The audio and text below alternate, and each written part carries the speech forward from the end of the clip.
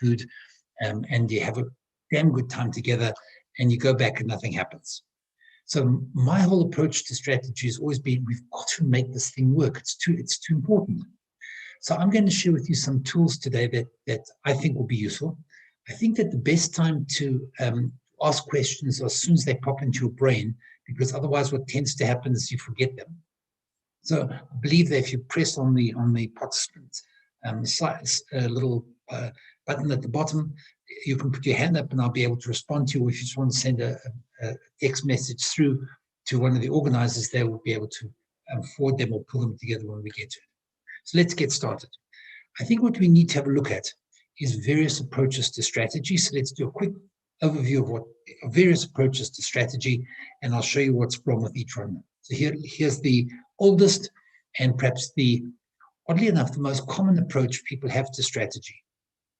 When I think of people coming to ask me about strategy, I often have a feeling that what they're really looking for is a Trojan horse strategy. Let me just refresh your memories. I'm sure you all remember this from your studies in ancient Greek mythology and literature. The Greeks were at war with the Trojans. The war was going on for years, 10 years. They surrounded Troy and they just couldn't take the city. As hard as they tried, whatever they tried, it just didn't work. And eventually, what they decided to do was to build this wooden horse outside the walls of the city.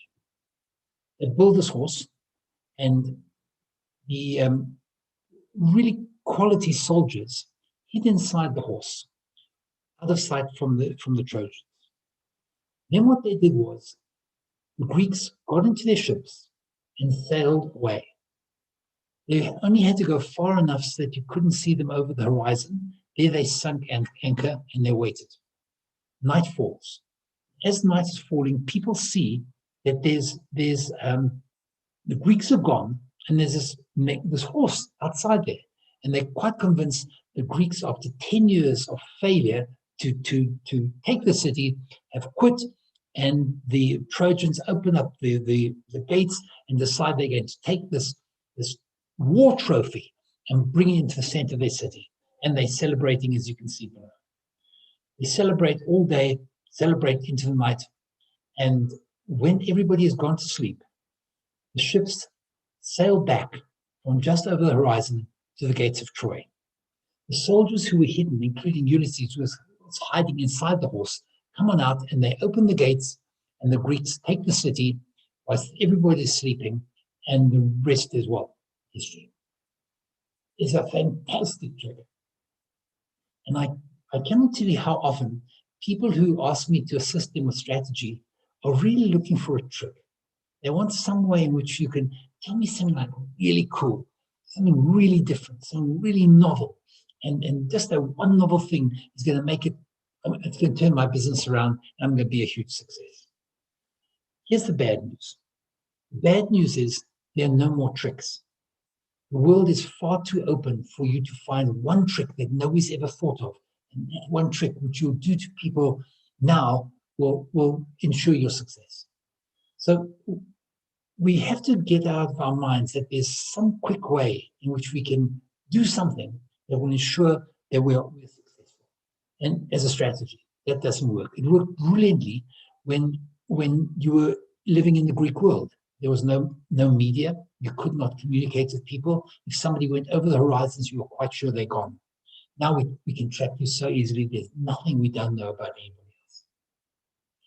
Along the same lines of looking for something which is radically different and really exciting, there are two university professors who are serious people. I think they probably still teach at INSEAD. They are very, very clever. Kim and Renee Barbon developed a model for strategy, which is called the blue ocean strategy. I see, unfortunately, the writing over here is not clear, but on the left-hand side is the red ocean strategy, on the right-hand side is the blue ocean strategy. Their book is called Blue Ocean Strategy. And a lot of really clever people have adopted the strategy and actually use it. So let's just understand what it is that they do.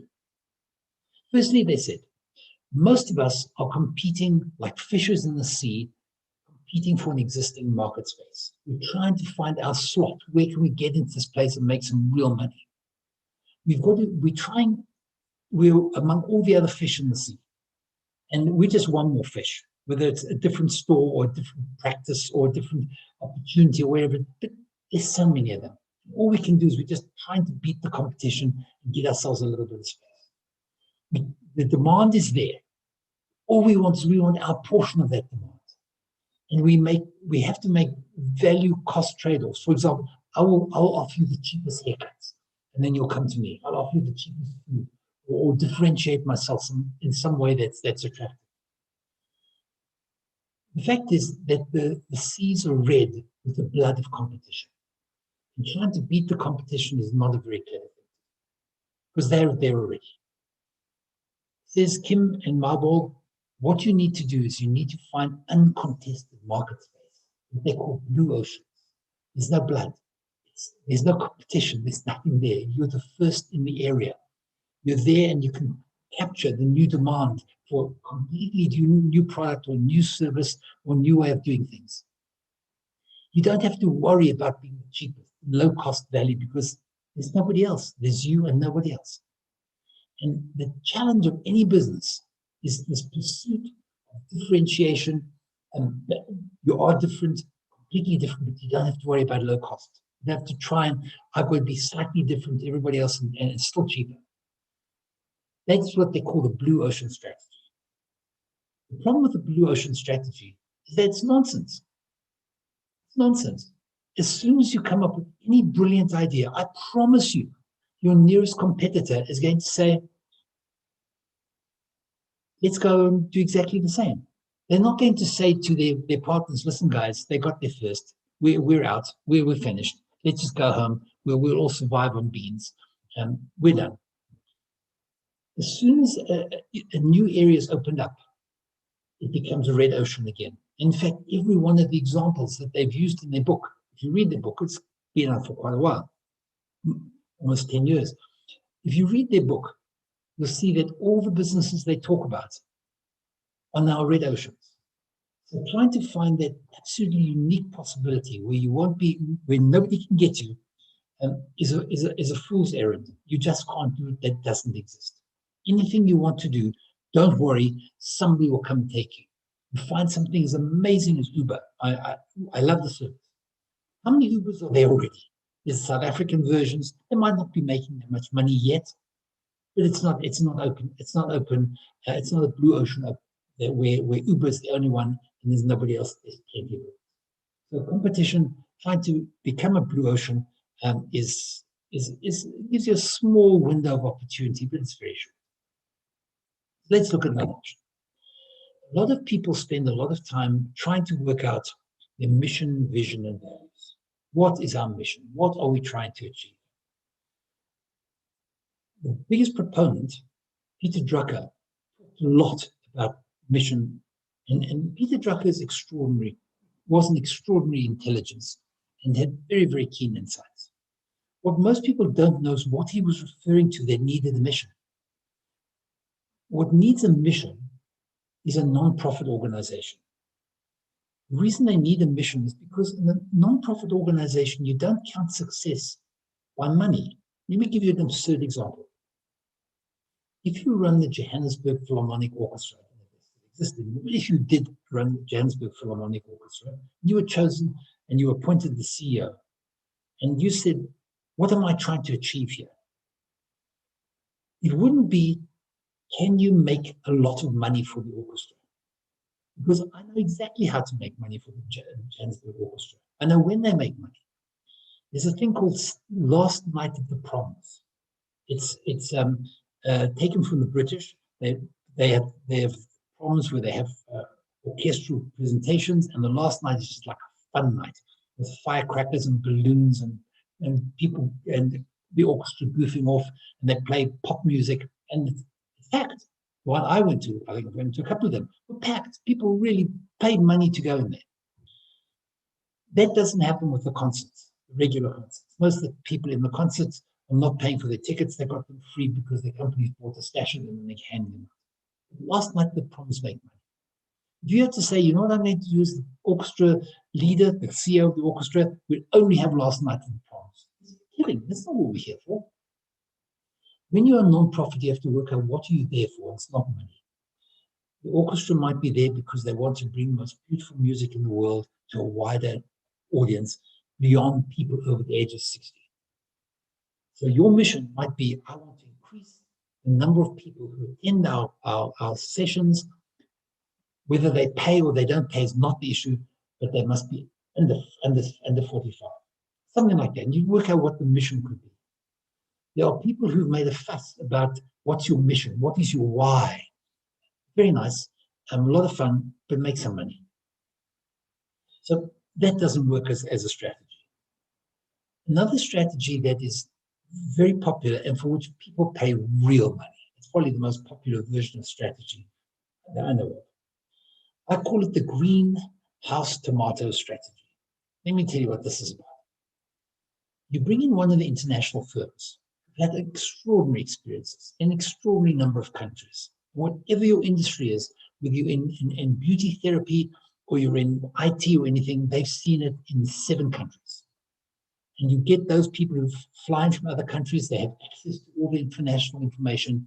And what they do is they say, okay, where are you now? They do a thorough analysis of your situation, of your capacity.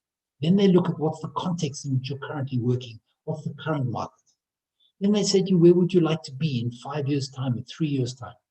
Then they do an analysis of what the markets will look like in 3 years' time. Then they work out if that's where you want to be and this is where you are, what do you have to do step by step, painful step, until you get from where you are now to where you wish to be. Then they produce a document that every single part of your business has to be aligned to running this particular strategy and making this thing work.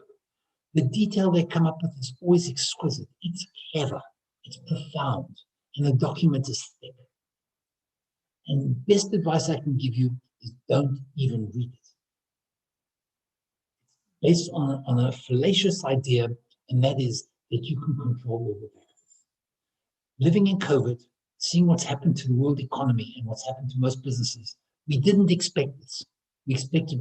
I expected recessions. I never, ever expected a pandemic. Should I have? Of course I should have. But I didn't. There are so many things we cannot anticipate. And we can't have a 5-year strategy, even a 3-year strategy, and think it's going to work. It's not going to work. Because we cannot control all the factors. Business is far too complicated. There are new ideas that come up. There are factors beyond our control which we simply cannot even deal with. We're not living in a world that's just complicated. In a world that's terribly complicated, even if it's terribly, terribly complicated, you can think your way out of it. The world is not complicated. The world is complex. There's a big difference between complicated and complex. So let's just get that clear. A complicated world is a world where there's lots of factors. The factors are tight and calibrated into small little parts, and they all fit and hold together. And you have to understand all those things, but they are understandable. A complex world is nothing like that. A complex world is where the rules are out of your control, where tiny little factors that shouldn't make a difference actually make a huge difference. Something as small as a virus can destroy the world economy. If you try to have a world war, it would be complicated to do, but it isn't as complex as the virus. If you look at your business, what's happened now is that we have complicated supply lines. Most of if you're wearing clothes right now, I presume you are, despite the fact that your video's off, the clothing that you have, even if it's deemed to be made in South Africa, it's highly unlikely to be. Where did the thread come from? Where did the cottons come from? Where did the buttons come from? Where did the styling come from? Where did the label? It's probably got made up of tens of different parts. Each one of those parts had to get here using a supply chain. those supply chains can be easily interrupted by things that you cannot predict. You cannot predict a labor dispute in Thailand, which affected the cloth coming in. You cannot predict tragedy, political upheaval in some part we don't know. You can't predict all the sorts of things that can happen. We have no control. The fact is that we can't have a strategy which is anything like a greenhouse, and we are stuck because we have to have strategy. We have to have it. We can't use any of the ways that are very common and commonly used. Have a look at this one because I like this cartoon very much. Just have a look at it. A new strategy is to lower our prices to increase our sales. So our strategy is to start a price war and drive our profit margin down to zero. It made sense of the executive routine. Was alcohol involved? That is funny, but you'd be amazed how common it is. Which brings us to this point. So what is strategy? Can I take a pause here and ask you if you'd like to make any comments or ask any questions now before we go into answering this question?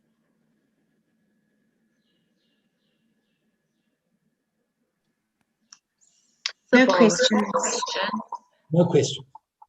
Sybil has a question. See? Yes. I don't want you to repeat. Hello, Ian. I don't want you to repeat everything.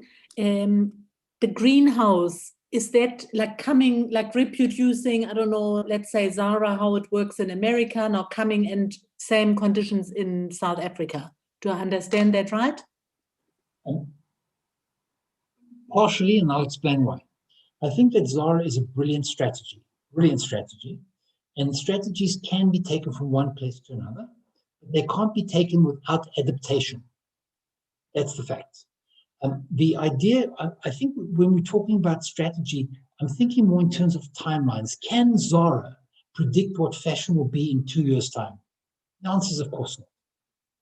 That is why Zara has been so successful, because their runs are so short that that's why when you go to a Zara shop and you see something beautiful, don't say, I'll come back next week and buy it. It won't be there. Their runs are very short and their stock is very small because they're constantly innovating and constantly changing. That is the exact opposite of a greenhouse tomato strategy. And because they're constantly innovating all the time. More close to a greenhouse tomato strategy would be predicting what you find in a lot of the large stores. We will predict based on what we saw on the ramps in Paris.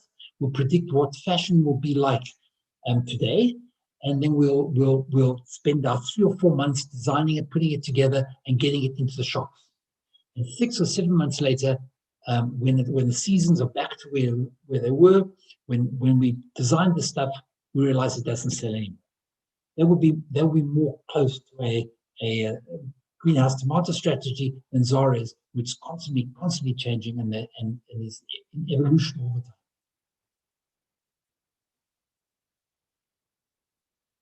Thank you. Any other comments? Okay, so let's try and answer this. And what we want to do is we want to answer it for you, your businesses. I can tell you hand on heart that this stuff works with large businesses. What I'm going to share with you, it works with small businesses, it works across the board. And the strategy is an answer to 4 issues. Here's the first one. I phrase it differently, obviously, for different organizations, and I phrase it differently for the fact that we're doing this by Zoom. All organizations, whether you are for-profit or not-for-profit, whether you're a professional practice or you're a manufacturer or you're a retail store, you have to ask yourself, what is the real job of our organization? What's the real job? Second question you need to ask is, what does the future hold for our industry or our type of work? Well, what's the future hold? I know I'm contradicting myself. I'm going to show you how I get out of that, because I talk about how you can't predict the future. As number 3, what are the most important things that I must keep as the most important things? Very often so often, and my earliest recollection of this was doing some work for Liberty Life. And I was helping people, they were mainly salespeople. And at that time, I was quite fascinated by the sales process. And I was sharing with them ideas, and I did this very often. And I recall there was a group of people who they used to be good, and now they're not making it. And almost to a man, they were only men, almost to a man, every one of those people, when I told them about things that they could be doing or should be doing, almost everyone said, I used to do that. I used to do that. And they got sidetracked and they dumped stuff. They've forgotten to keep the most important things the most important things. We need to talk about that. The third thing is, how do I get my people to be so dedicated that they'll be prepared to squeeze apple juice out of green apples with their bare hands?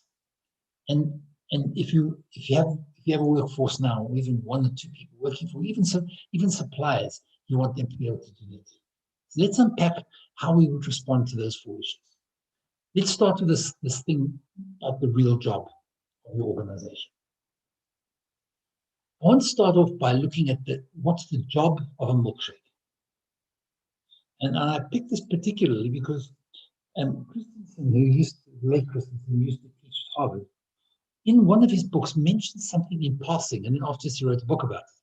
He mentioned in passing that he had some students who were given an assignment to MBA students who were given an assignment to improve the turnover of milkshakes in a chain of stores in the US, probably around the Boston area. And he suggested to them that what they should do is they need, as opposed to doing the usual thing, which is do taste tests. Whenever anybody comes in, you say to them, did you prefer the chocolate to the vanilla? Did you prefer it to this? Do you prefer it thicker, thin, whatever it is? He says that's not the best way to do it. We need to ask a prior question. We need to find out something about the people who are there, and then we ask them why they're there. What they discovered, oddly enough, was that this particular chain of stores sold more milkshakes before 9 o'clock in the morning than any other time of the day. You say, that's odd. Why are they doing that? And when they reported it back to Christensen said to them, go out and find out what is the job that milkshake does that people are prepared to pay for before 9 o'clock in the morning. What job could a milkshake possibly be doing that you're prepared to pay good money to have that job done? I love this idea of what's the job. When they investigated this, they found something very interesting. They found when they interviewed the people that they said, look, I have a long commute and I want to do something on my commute. I could buy a coffee, but within about 5 minutes, my coffee's cold. Or I could buy bananas and I could munch bananas, but then you feel fat and full. So I always buy a milkshake and I can sip a milkshake for 40 minutes and just keep sipping it. Yeah, it's nice till the end. So the job of the milkshake, if you had to define the job of the job of the milkshake would be to give somebody pleasure during a long commute, early in the morning, and the pleasure should be a long-lasting. Now, if you said to them, how do you want to improve milkshakes? You'd have to work out how you could improve the things that matter most to the guys. So that's why they'll buy the milkshakes from you, not from somebody else. It might have to do with how thick the milkshakes are, how thin they are, how long they last, how thick the straws are. I don't know. But at least your milkshake has a job. The job that a milkshake does is not going to be the same job all day long. I want you to think of a completely different situation because we have many different types of people who might come in to buy our goods or services. And it's worthwhile trying to work out what majority of people who buy the services would actually want from it. So let me give you a quick example. You see a divorced dad walking into the same milkshake ice cream parlor at 5:45 in the afternoon, and he's got a 5-year-old kid with him. And he says to the kid, let's just get a milkshake before I take you home tomorrow. So they buys them, and they say, big ones, give them a big one. They buys them a big milkshake at 5:45 in the evening and he's to finish before he gets home tomorrow. Now, you ask yourself, what is the job of a milkshake purchased by a divorced father at 5:45 in the afternoon, just before he drops the child at home with his mom? The milkshake's job is called revenge. I'm going to take that kid home. He's going to be hyped up with sugar. He's going to be full and he's not going to eat his dinner. That's what I think of you for having done. So we need to ask ourselves this question. I'd like you to do this now with a little more seriousness than my last example. What I'd like you to do is ask yourself, what is the real job? Every one of you, please ask, what is the real job of your product or service for people? If you said, I'm a plumber and I unblock your drains, is that what people use plumbers for unblocking their drains? Is there something more that they want? I'll tell you why I say this. This is a quick example. One of the most successful air conditioning companies in the Florida area has a slogan which is so clever because it captures exactly what people want. We're not looking for slogans, right? Their slogan does. Their slogan is, on time or you don't pay a dime. Now, they're air conditioning repair people. Can't imagine this. It's hot, really hot. It's the middle of summer. The kids can't sleep. You can't sleep. Air conditioning's off.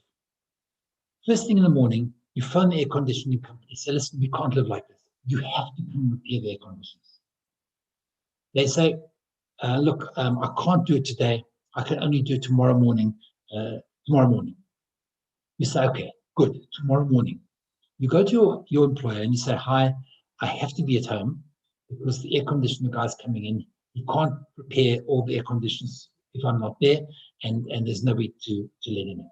So please just take it off my leave. I'm going to be away for the morning. You wait. You're there, you're waiting. The air conditioner guy doesn't show up. You phone him and say, what's happening? He says, listen, we got so bogged down, there's so many people in here, can't do it, but I can do tomorrow afternoon. You go back to work, you say, hi, I don't know how to say this to you, but I need an afternoon off. He said, yeah, took a morning off. He says, yes, but the guy didn't come, he can only come tomorrow afternoon. So we can take it off your pay. I know. Tomorrow afternoon, you're there, you're waiting, and he doesn't show up. Now, here's the alternative. The alternative is the man says to you, I will cost you 20% more to fix your air conditioning. But if I'm not on time, you don't pay a dime. They then constructed the entire business around this idea that they will always be on time for every single call. If they're late for something, don't worry, there's always a floater who's going to take care of it. But they'll come and fix your air conditioner and you won't have to pay a cent if they're late. So what's the job of the air conditioning repairman? Yes, he repairs air conditioning. That he saves you money by being on time. So please would you all, in the businesses that you're in, try and work out what exactly you're really selling to people. What's the real job of the product or service that you offer to people? Let's just take a minute and we can just walk around and get a couple of ideas from you. Or if you have any questions, you can come up with it. Let's take a couple of minutes to do this.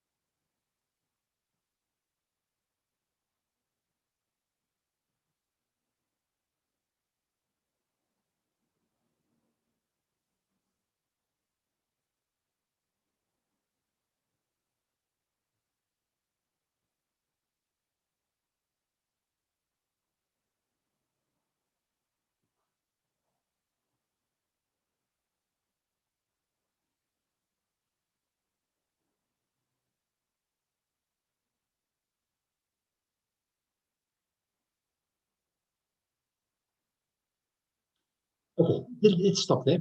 Can we have a volunteer from somebody just to give us a sense? This probably will not be your final statement, but it's a statement that you really, really have to work out. Can we just get somebody who's prepared to volunteer what is their tentative answer to the question? What job does can you just indicate that you're available to be offering an answer?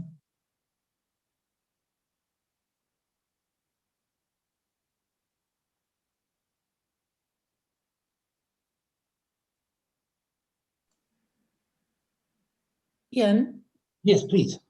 do you mean to share what job it is that No, we are? What is yes? You see, I know that, for example, you might be an accountant, but an accountant doesn't do accounting. I mean, everybody does accounting. In the accounting, in that field, what is it that you do?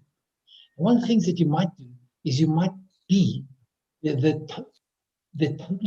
genuinely accessible accountant, Okay. who responds to every call people make to them. So, what is the one thing that you do? Okay, What do I've got you do? 3 that I want to share. Please. So the one is that I get everyone involved in meetings to share their finest thinking. Sorry. Yeah. The second one is that I help people with self-doubt to thrive by teaching them consciousness, power of consciousness. Mhm. And the third one is that I help people sleep by offering yin yoga classes that calm down the nervous system and help with anxiety and stress. Sorry, Sybil, can I just ask you then, are they 3 different types of people, 3 different groups of people? It's 3 different things They're looking for. audience. Okay, so that would work perfectly because remember milkshake, we had the guy who commutes in the morning and the divorced father in the evening. So we want to, if you said with the audience that you've got, I offer this to you, and that's what I'm looking for. Otherwise, you could say I give talks on psychology, or I give classes in yoga. But this is far more specific, and it's getting close to what the job actually is. Thank you for that. Thank you. Somebody else, please. I see somebody's got their. Hi, it's Sean here. How you doing? Good. Hi, you are the Sean. I was wondering if it was you. Yeah. Great. So we're an internet service provider, but our job is, today there, as you say, there's a lot of competition in our game. And there's a lot of good providers out there. So our main task is to make sure that our clients are allowed to take the stuff that we provide them for granted, because it is their right. They're paying a lot of money for it. There are a lot of other companies out there that can do it. So we need to make sure it works all the time, and they take it there, and they can take it for granted then. Beautiful, beautiful. You can take our stuff. We're going to help you do what the job is that we say we would do. And there's one thing we do that other people don't do. Our differentiator, because this is what we know our clients really want. You can take us for granted. That's a tremendous comfort, because most people do not feel that they can take their supplies for granted. They feel they've always got to watch. I'm never sure if it's going to happen. That's, don't worry. Lovely. Please, anybody else?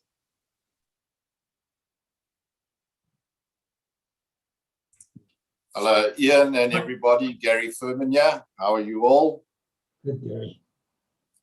So just looking at what is the job of what we do, to enable clear communication of ideas and or news between people.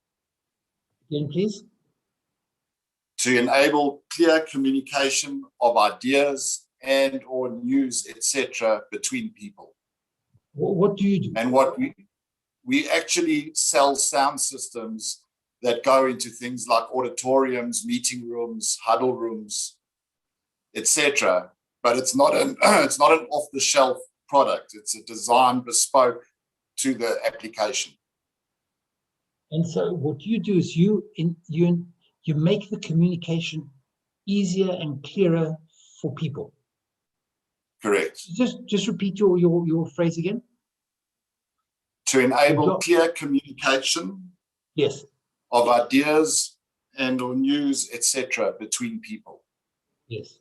So it doesn't matter where they're sitting in the room, doesn't matter what they're doing, anybody who talks there will be able to be heard, will be able to be, it'll be clear, and that's what you just make it easy for them, doesn't matter where they are in the room, they will be able to communicate with everybody else in the room perfectly. Or in the world. Or in the world, even better. Okay, now I understand what you do. Thank you. Perfect. Got you. Good. And the most important thing about this is highly unlikely to be your final statement. What it's most likely to be is a damn good first start. And you keep fiddling around with this with time and get clearer and clearer and clearer till you're absolutely sure that's the job. That's the job. Let's have one more person. Helen, I can see you. So Hello. Hello. Right, please, Odette. Yes, please. I'm in the property industry for over 20 years, and I think that by offering security, peace of mind, not really the security guard, but safety at home and promoting good values, just like the milkshake, which can enable a person to feel healthy. I try and make the product come alive and make sure that they feel a deep sense of security with what is offered, that they feel validated, that they feel they will be able to live there for a while and not move on to something else, that they feel secure. That is my intention when I am addressing somebody who wants to rent. You're doing rentals? Yes. Okay. So the fact is, I'm going to leave where I am now and go into some other place. And I want to have the confidence of knowing that what I'm getting is really what I'm getting. It's going to be what I think it is. I understand it as well as I can, and I have a sense of comfort that this is what I know what I'm doing, and it's the right decision for me. And you facilitate something like that. Is that correct? Yes. Beautiful. Sorry, please. That I don't force it, that they actually feel that the requirements have been met, and they feel, as you say, comfortable. I call it like peace of mind, Yes. that it's that they feel that for what they are paying, they are affording that type of comfort and they're getting value. So it's not a hard sale, it's more of an emotional decision made by a person or a group, a family.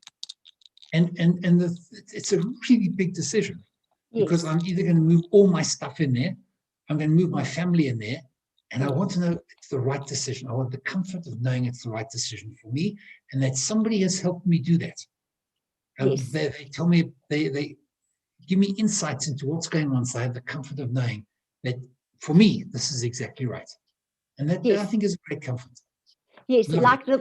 like the milkshake that, provides health, solution. I also want to make sure that they feel that it's not a decision made from trauma and desperation, that there are benefits to be where they're at. Even if it is made out of desperation, Yes. or out of trauma, it's still right for them, and that they don't have to compromise because they're in a difficult situation. I think that salespeople often are so keen, or perceived to be so keen to close the deal that it might not be optimum for the person. And you can say, if I choose this for you, it'll be right for you, and I'll help you find. If it's not right, I'll help you find what is right for you. And that's a great source of cover. That's lovely. So the point of all of this is, if you're not responding to a deeper need, obviously price will always be important. We know that. What is more important, is becoming more and more and more important, is what we call customer service. I hate the word because it means nothing, but it's that I'm able to serve the person that I'm serving in such a way that they get what they really wanted and what they really paid for. And I think that when we say what's the real job of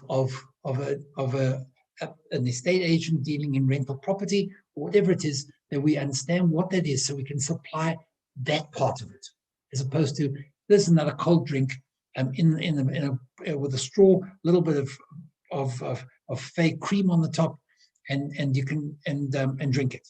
This is the real deal. Okay, we have to start off like that, and that's the first question we have to deal with. Please, it's not something that, please try and refine this, but all along the idea of what's the real job? What are they really, really looking to me for so I can satisfy? It doesn't matter if hundreds of other people do this as well. If they landed in your court, you've got to see that you do it for them absolutely superbly, and that's the best you can possibly do. Because there is no, you won't be unique, but you'll be differentiated because you seem to do it right. Let's have a look at the next issue. The next issue is foreseeing the future. If you have a look at the second question I asked, second question I asked is, what does the future hold for our industry or our work? Now, I think we all know that the future is very difficult. It's very difficult to work out what the future is. But I looked, for a long time, I worked on scenario development. I helped companies develop scenarios, what could possibly be happening. And what I found was this: almost always, they were extrapolating from the present into the future. And it's a natural human thing. Even when we develop scenarios, we look at what we know now and sort of project that and say, well, it could be this, it could be that, it could be that. But was never thinking completely differently. And I think that that's always been an impediment. And I think that what we're trying to do now is we want to break out of that. We want to break out of this idea of only way I can know the future is by developing scenarios of what could possibly be, and try and see what the future is far more realistically. Now, the future, I said, is unknowable, but I have to qualify that. Not really. Not really. Let me tell you what I mean. It is vague, like an impressionistic painting, but William Gibson, who's a futurist creative writer, said it really well, and it's extraordinarily profound. He said, the future is here already. Listen to this. The future is here already. It's just not equally distributed. Let me explain what I mean with an example. Let's take, any of you, if you're in retail, this will resonate. If you're not in retail, I think it will resonate anyway, because all of us use retail stores. If we want to look at the future of retail, we can look around the world and we can see the future already. I'll give you one example.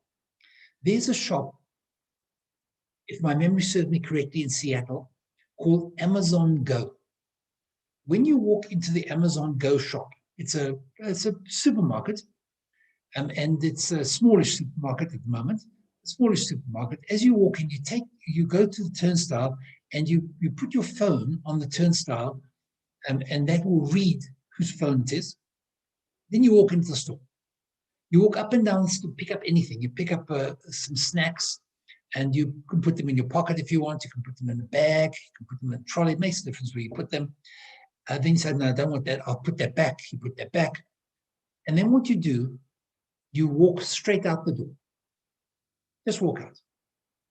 Once you've walked through the turnstile, you can look at your phone, and it'll build your Amazon account for exactly what you took, minus what you put back. The store is, there are no people. It's called Amazon Go because walk in, grab your stuff and go. That's it. The way that they do this, or how they do it, is by extraordinary AI, by extraordinary technologies. It is so clever. There are no humans around. The store, the stacking happens, everything happens in the most amazing way. So it's about 2 years old now. That's the future. It's already here in one shop. Now, if you said to yourself, will there ever be a totally digital store in South Africa? Answer is, I'm positive there will be. And not tomorrow, not next month. Maybe in 2 years, maybe in 5 years. How about something else? So that's advanced economies. Let's take another one. There's a thing called M-Pesa.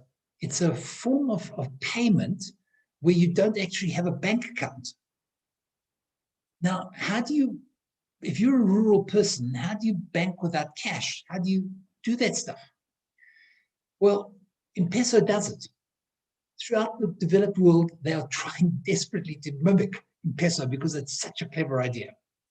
They haven't succeeded, but it doesn't matter. Even in Kenya, because of the needs that they have, They had to be creative, and they've come up with something which is a world first, the future. And my feeling is this, that the future is here already. It's just not evenly distributed. So whatever industry you're in, it may be worthwhile for you to try and project what could be in there. What have I heard of? What have I heard of that sounds interesting? What would happen if we took these things and put them where I am? But that's probably what the future is going to be. The approach to strategy that I like very much in terms of dealing with the future is to think out as far as you can. If you normally think 3 years, think 5. What could the world look like in 5 years' time? And you look around the world and you try and see, is there anything in the world that could be of use to me in 5 years' time? And you might say, well, in 5 years' time, will people want to get on a bus and travel to the city to do their shopping? Or will they want to be able to do all their shopping?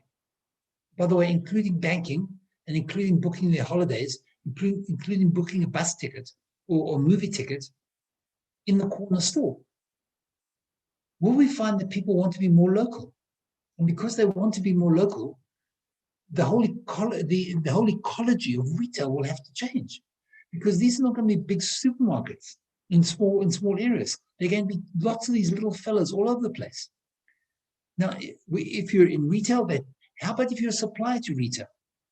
Then you run this problem of saying, well, if I'm a supplier to retail, it will no longer make sense for me to have a huge distribution unit in the middle of somewhere else. I need lots of smaller ones, perhaps. So we can try and imagine and recreate a future based on what's already here in other places, even in parts, pull all those bits together, and we can come up with it. What I would like you to do is this. I would like you to whatever profession you're in, ask yourself what could people want in the future? Is there something like it that exists somewhere else? And then we'll pull that together. We'll take a couple of minutes just to get some instant. You can't do it all here, unfortunately. We don't have enough time, but just to get some hints of what this is. And if you can't think of a hint of what it could be, at least remember my example. Just let's take a pause. If you have any questions now, let's just deal with them quickly, and then you can start scribbling stuff on your own, so at least you have a memory of what we're talking about. Would anybody like to make a comment? Or ask a question?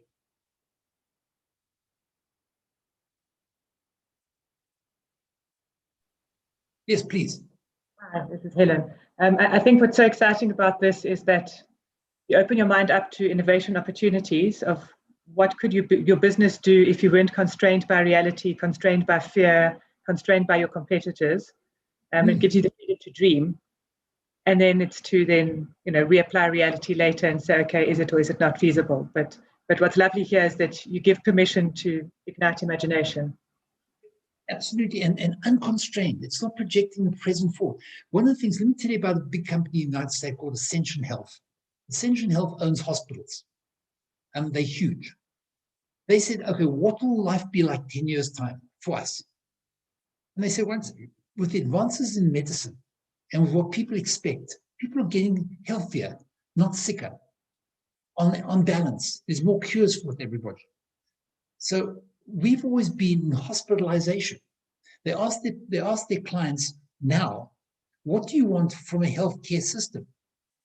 And the answer that came up was indicative of what the future will be. The answer wasn't, I want really good hospitals. What they actually wanted was no hospitals. They wanted to remain well. So if you're in a healthcare provider, you don't want hospitals are going to be a last resort for either you failed or they failed or their body failed. But it should be a last resort. What people want is to remain healthy. And Ascension start thinking, if that's what the world is going to be wanting in the future, what I better do today? Sorry, the name of this company has just escaped me. It might be Sanofi or Zeneca, one of the big drug companies.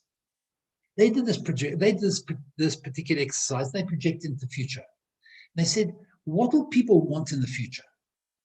They will want to be able to, using everything we know today, to be able to say, given your your profile, your physical profile and your genetic profile, in 8 years' time, you have a 7 in 10 chance of getting this disease.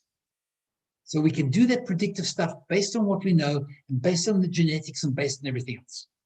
Now that's terrific, because then what we'll do is we'll sell you our drugs to fix that in 10 years' time, when that's normative.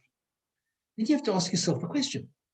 Somebody comes to you and says, hi, I'm going to do this test on you. Of course, it'll be quite expensive, but it's worthwhile having, because damn, we want to know within 7 years' time you're going to get, in 10 years' time, you're going to have a 7 out of 10 chance of being this ill. So let's do this test on you now to find out what'll happen, whether you have this condition. So it's going to cost you a couple of $1,000 but hey, let's face it, that's probably worth it. When I say to you that, yes, you 7 in 10 chance of you getting it, we have the drugs that can cure that. It'll cost you only 25,000 Rand, but to be hospitalized in the future, 25,000 Rand can be very cheap. Would you do it? Answer, of course not. Of course I wouldn't do that. It's too expensive, and I'm paying for something that I don't know will happen, and if it doesn't happen, you'll say, see, my drugs worked. So what they realize they have to do is they have to get that ability to test down to really chump change. In the same way as you might pay 125 Rand for a decent bottle of wine from a liquor store, not for a restaurant, you would say to them, take this test to cost you 125 Rand. That's all it's going to cost you. Then I say you've got a 7 in 10 chance of getting ill. So fine, take my drugs. The drugs have got to be that cheap. So they say we have to completely review how we make drugs, how we sell drugs, and how we can bring the costs down. Here's the bottom line of all of this, what this exercise is intended to do. This is a truth. You cannot reap what you did not sow. Right, I mean, they have to prove that to anybody. You can't reap what you didn't sow. And sowing too late is too often too late. So one of the things you really have to do for your business is say to yourself, what's it going to be like in my business in 5 years' time? Now, unless you're 18 years old, 5 years' time comes extraordinarily quickly. Think what you were doing 5 years ago and what you're doing now. It comes very quickly. So you need to start thinking ahead and saying to yourself, what do I need to start doing today? Don't cancel your day job. What sort of things do I need to start investigating, looking into, trying to develop, try to get good at, so in 5 years' time, I don't wake up and discover that my nearest competitor has just eaten my lunch and made me irrelevant. So what can I do today? If you don't, you cannot reap what you did not sow.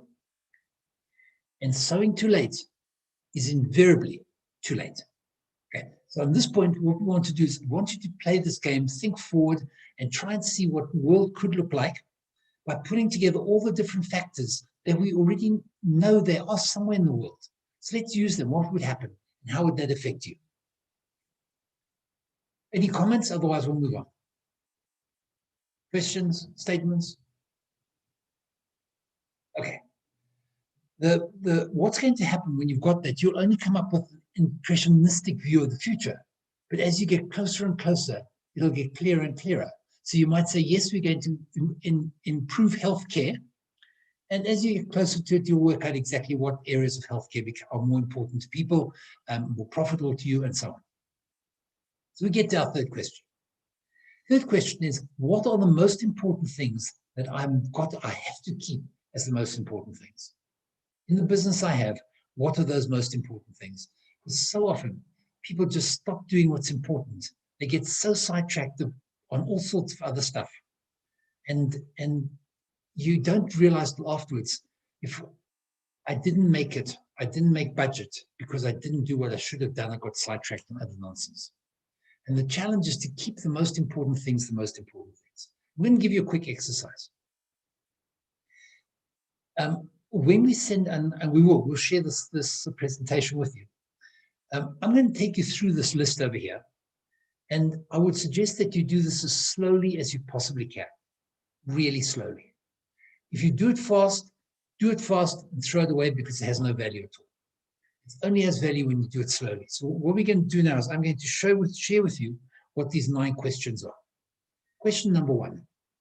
What is the profile of our most loyal current clients? I'll tell you what I mean. There are people who use you today, and they will use you again. They are loyal not in the sense that they'll never leave you or that they're totally committed to you. I don't mean loyal like that. But when they need a service that you provide, you're their default. When you can identify the profile, not the names, not interested in names, the profile of your most loyal current clients, it's probable that people with a similar profile will want the same things. And therefore, it's quite important for you to try and work that out, because there's something you're doing right and they want it, and you have to just find more of them. That's the easiest way to get started in building up your client base or your customer base. So the profile will be something like this. When I in my business, when I offer strategy services to companies, the ones who are most loyal and keep coming back with strategy, development strategy, implementation, anything, which are the ones that keep coming back?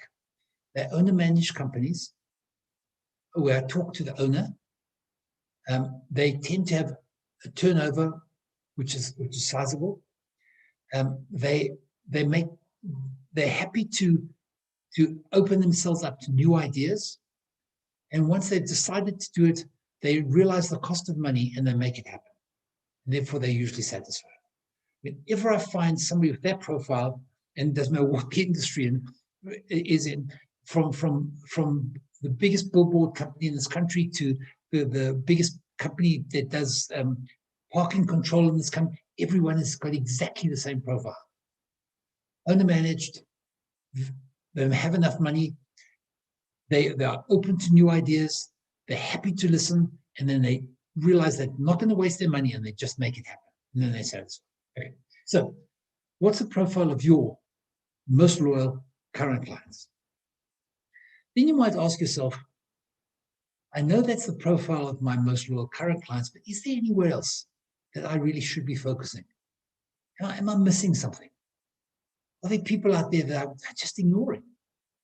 Well, if you just give the example I've given you now, there are more companies that turn over half or a third of the companies I've described to you, billboard company and the access control company, a third of their turnover, who I've been ignoring, but they're certainly able to do this.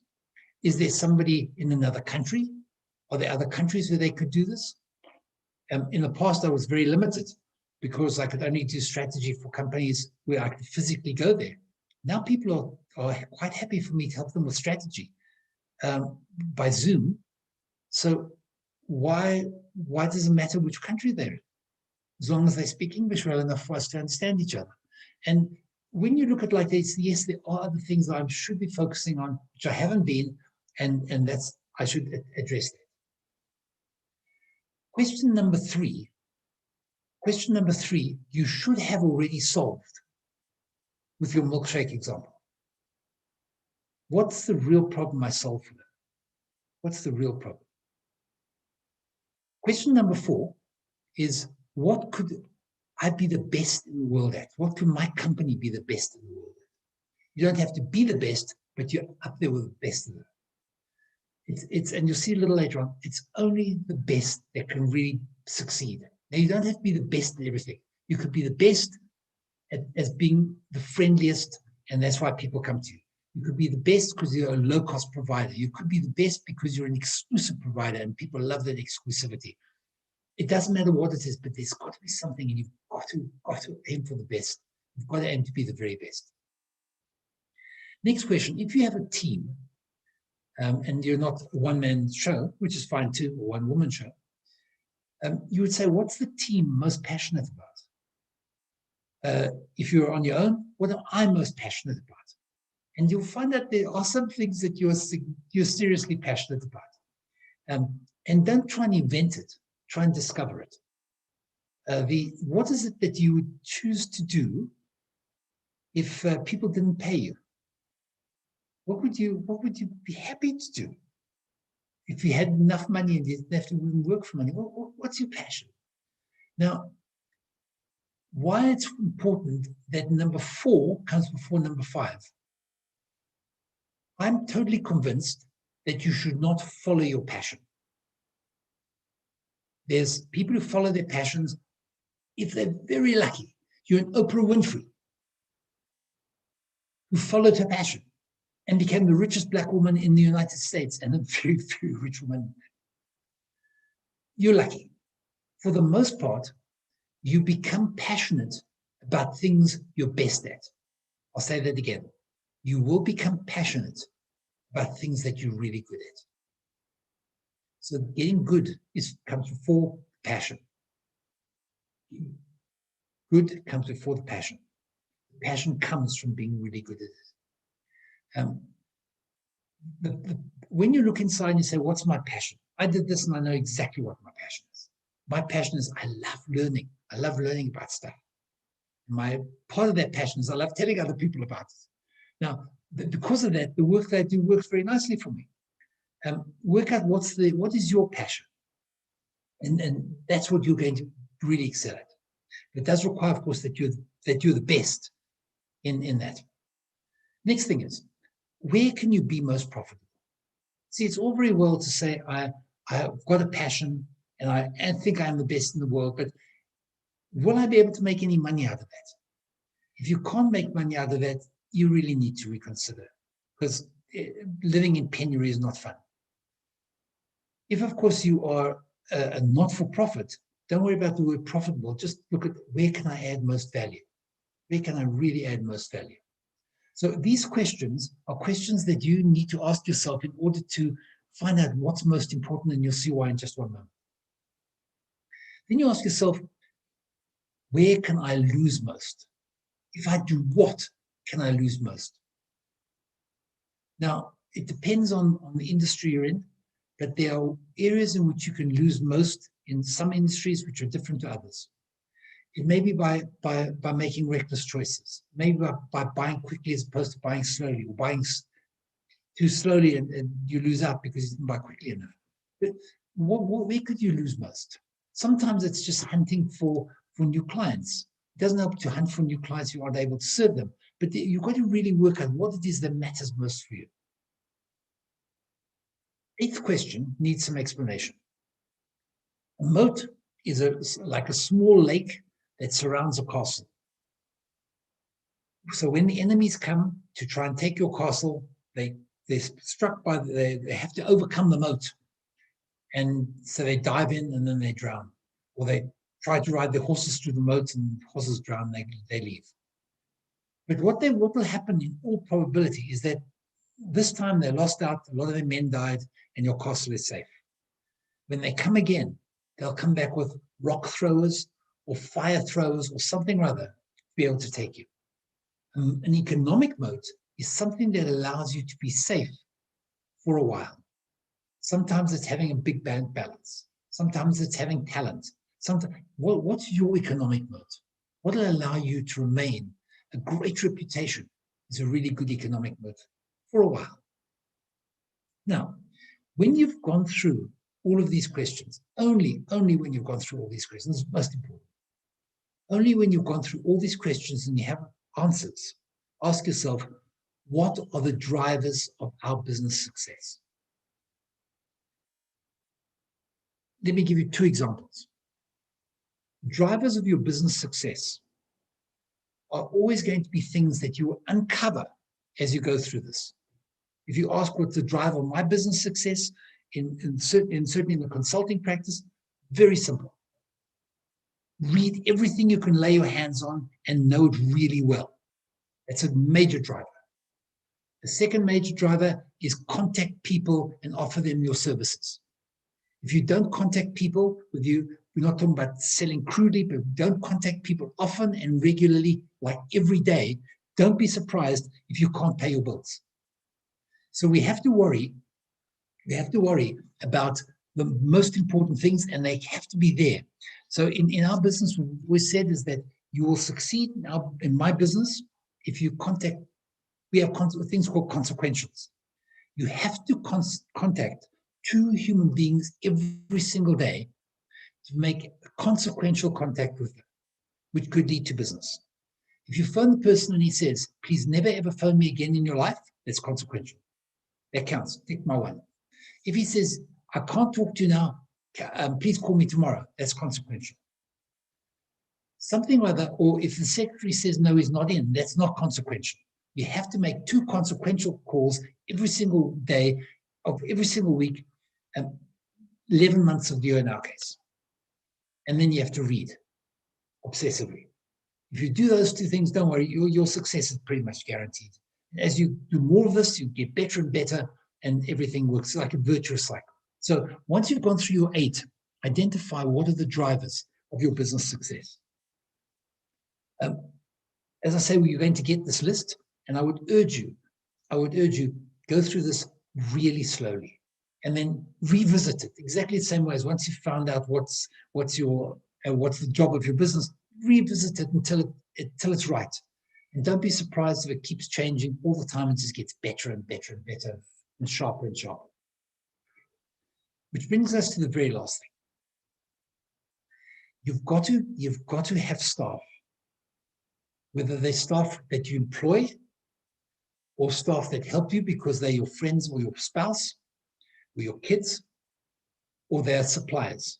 All of those people on your team, they're all on your team. You've got to get everybody who's part of your posse. I don't know if they still have this anymore, but when I was a kid, there's them cowboy movies. In the cowboy movies, the sheriff always had a posse.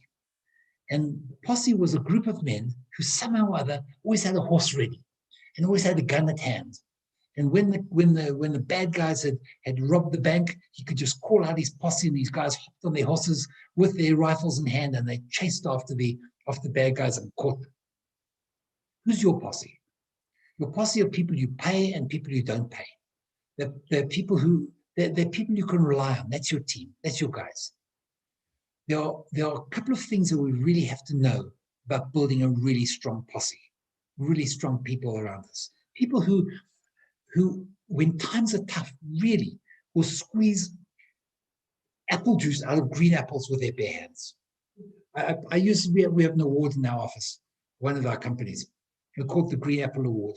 And those are people who've just done exceptional stuff, and then they take back a bag of apples on the Friday for their families. Green apples. And it's got to do with this extraordinary effort that people do. Let me show you what that takes. Here's number 1. Everything I'm going to tell you is based on this premise. No compromise on talent. If you have somebody who's not talented for the job you need them to do. So a talented hostess who's really good at serving tea to your guests doesn't have to be talented at everything. She just has to be talented in the way that she comes across, and she's good and her attitude's correct, and she's just the best you can find.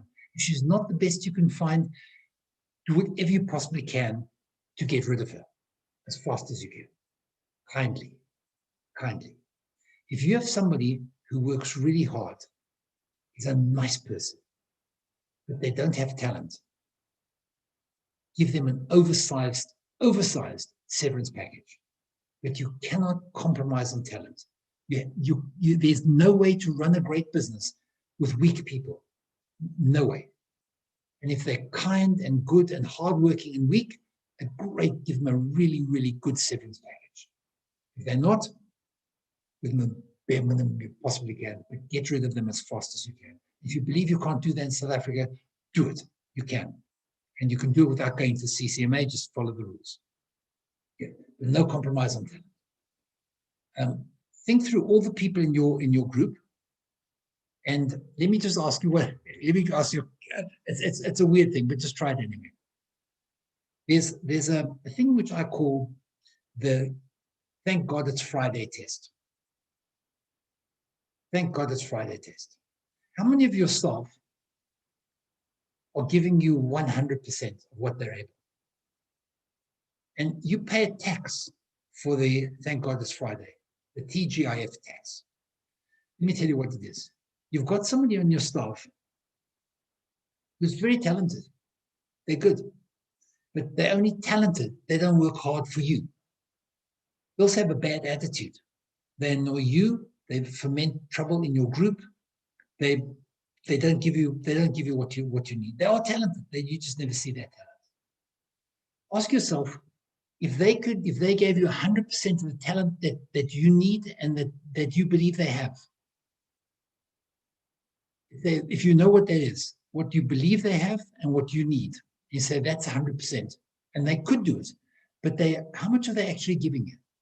Are they giving you 50%? Are they giving you 30%? If they're only giving you 30%, you're paying a 70% TGIF tax. You're paying for stuff that you're not getting. And it's an exercise that's quite frightening. And everybody I've ever done it to is often quite amazed at how much the staff that are not talented are actually costing them. And when you realize how much staff that are not talented are costing you, you realize that paying an outsized severance and the settlement is cheap at the price. So no compromise on talent. Next, you have to accept radical candor. Radical about everything. About absolutely everything. Candor is the only way. Sorry, I'm going to show you a diagram quickly. There's a book called Radical Candor, which is worthwhile reading. It was written by a lady who used to work at Google, at Facebook, and then went to work at Google, Facebook, and then went to work at Apple. She wrote this book called Radical Candor. Now, radical candor is based on two things. Radical candor is not, I'll tell you to your face, you're ugly and your mother dresses you funny. That's not radical candor. That's just very rude. Radical candor is when I do two things. One, I challenge you directly. Challenge you directly. This is not right and you should not have done it. At the same time, you have to care personally. Now, being able to challenge directly is something that's easy to teach to people. We used to have a woman on staff, and she used to teach people direct talk. She called it straight talk. Easy to teach people. Just screw up your courage and tell them exactly what you think. As hurtful as it is, as wicked as it is, as destructive it is, it's easy to do. It's not useful and can't be considered radical candor unless the person knows that you care for them personally. You care for them personally. In fact, don't bother challenging anybody directly. And if you want profound change, you want growth, you'll only get that if people know that you genuinely care about them and you challenge them directly. I'll give you an example. The author says that when she was working at Facebook, she gave her first really major talk to the board. And as she walked out, the COO said to her, "That's damn good talk, you know. You can be really proud of yourself. That's damn good talk." You could see on the face of people there that they really thought that was good. Yeah, just a point. You say "I'm a lot." You say "I'm a lot." You know that you say "I'm a lot," and you shouldn't say "I'm a lot." She says, "Well, it's just a habit. It's nothing really. I mean, it's just a habit." It's not, but you've got to stop that habit. No, it's just I've done it for so long. It's just me. I don't think. So I'll tell you what. I will pay for you to go to a speech therapist and get it sorted out. She said, "No, I think it's okay." She said they're walking down the corridor and they're talking about this. The lady turned around and said, "Listen, when you say I'm a lot, you sound stupid, and you're one of the cleverest people I know. You've got to sort yourself out." Now, she could say to that person because it was clear that she really did care about her. If she had not cared, they would just been rude and insulting. The challenge is when you don't care, you can't do that. You can only, first thing is people must know you care. If they don't know you care, don't bother trying to challenge them directly. It'll be It'll annoy them, it'll humiliate them, it'll do anything, it'll all be wrong. You want to create an environment where there's radical candor. People talk directly to people, but they must care. If they don't care, it won't work. What happens when you don't care? When you don't care really for the person? If you don't care about the person and you're radically candid, you're usually just seen as being obnoxious and aggressive. I'm challenging you directly, bottom right, challenging you directly by, you know I don't care. If, however, I care for you so personally, I don't want to challenge you. I don't say to you that you say I'm a lot.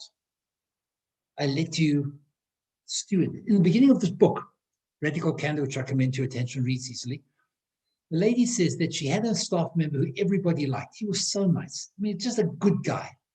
But his work wasn't good, and everybody was covering for him.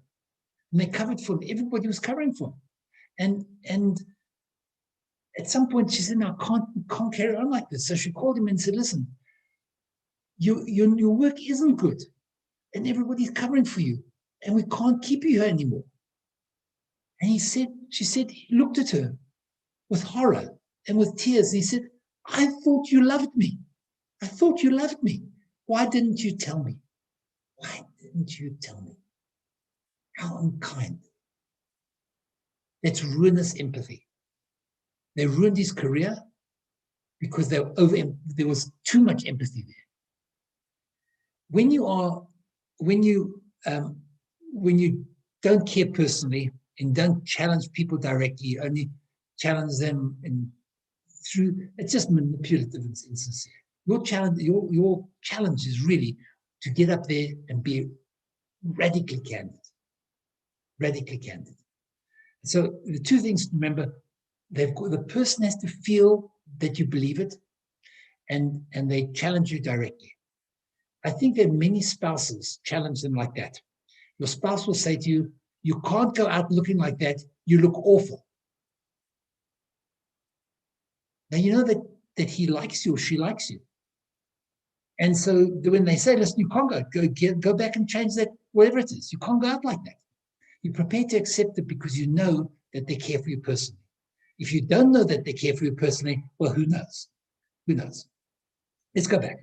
So we have to have no compromise on talent. Next thing, radical candor. You have to tell people what's going on all the time. All the time. It's just not fair not to be radically candid. And here's the last one. Loosen controls. If you can't, by the way, you cannot loosen. Why do we have controls? We have controls because we've got people who are untrustworthy, lazy, don't care, irresponsible. But if we have talent, then the first thing you've got to do is loosen controls as much as the talent will allow you to do that. What is the opposite of loosening controls? It's taking control. And then you think you can do it all. You only have to make serious errors to realize how expensive it is not to allow other people to take control. Now, if, for example, I use Ismail as an example, one of our guys. He's in charge of our tracing company. And I noticed that Ismail deferred to what I said. And that, since that difference to me cost us a packet of money, I realized that's it. No longer. I'm not going to take control anymore. He's head of tracing. I said, "Ismail, you're head of tracing. Any deal that you want to have doesn't come through me. You find out everything you can about the deal. We've got a system. We know how to evaluate it. I produced a system for him that allows him just to punch in numbers and to see how much we can make out of it and whether we should be involved in it." I said to him, "It's all yours. As soon as we do that, you take control and you decide." Of course, we will expect you to seek advice. Obviously, you seek advice. So you ask me what I think. I say, "Don't go for it." I say, "Fine. Ask other people what they think." And then you look at the numbers and say, "No, I'm going to go for it. That's it. Finish. I'm going to go for it." loosen controls with talented people who are radically candid. You can loosen controls because you'll expect them to seek advice. They will seek advice. People will give them honest advice. And on basis of that, they'll make their decisions. And their decisions are, my boss doesn't control me, I'm in control. If it succeeds, I'm going to take the kudos. And if it fails, this is most important. If it fails, as by the way, you fail a lot yourself, you know that. Even if you're the head of the company and you're absolutely brilliant, you fail a lot. He's going to fail too. There's only one rule.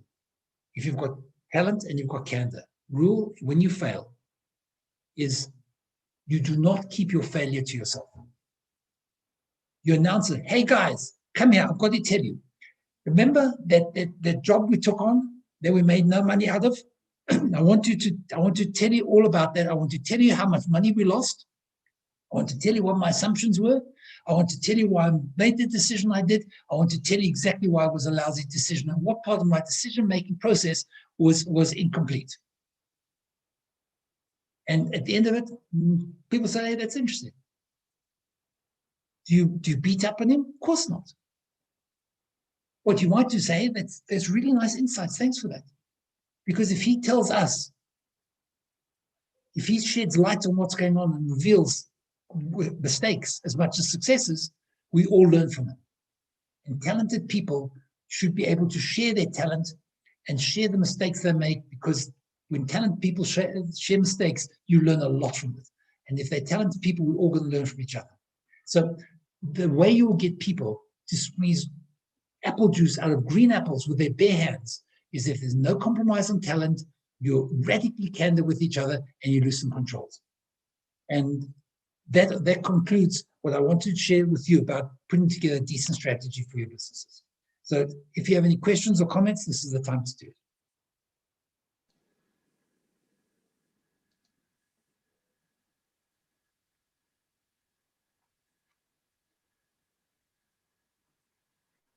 Everyone is thinking very hard, Ian.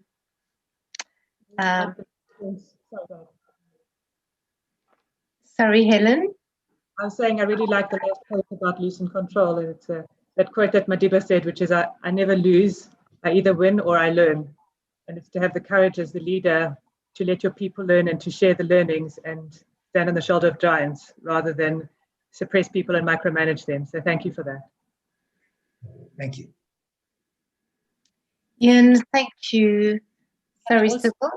I still want to thank you. What stuck with me is that, I don't know, I must have been sleeping. The future is here now, and that is really true for me. It's here now.